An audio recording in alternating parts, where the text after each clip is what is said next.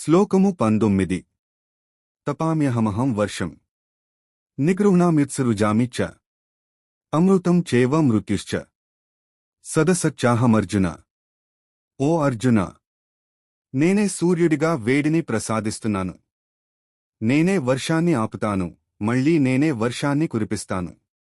అమరత్వము, మోక్షము నేనే, మరణము కూడా నేనే. ఈ సృష్టిలో ఉన్నది, సత్తు, లేనిది, అసత్తు అంతా నేనే.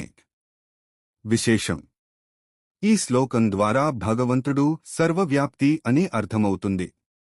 ప్రకృతిలో జరిగే మార్పులు, జీవుల జనన మరణాలు మరియు శాశ్వతమైన పరమాత్మతత్వం అన్నీ ఆయన స్వరూపమే.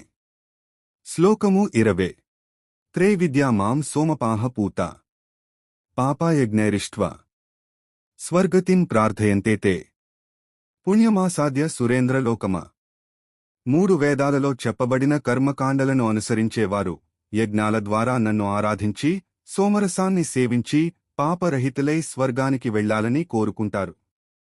అటువంటి వారు తమ పుణ్యఫలంగా ఇంద్రలోకాన్ని చేరుకుని అక్కడ దేవతలకు మాత్రమే లభించే దివ్యమైన సుఖభోగాలను అనుభవిస్తారు. కృష్ణుడి సందేశం: ఫలితాన్ని కోరిన భక్తి తాత్కాలిక ఆనందం ఇస్తుంది. ఫలితం కోరని భక్తి శాశ్వత ఆనందం ఇస్తుంది.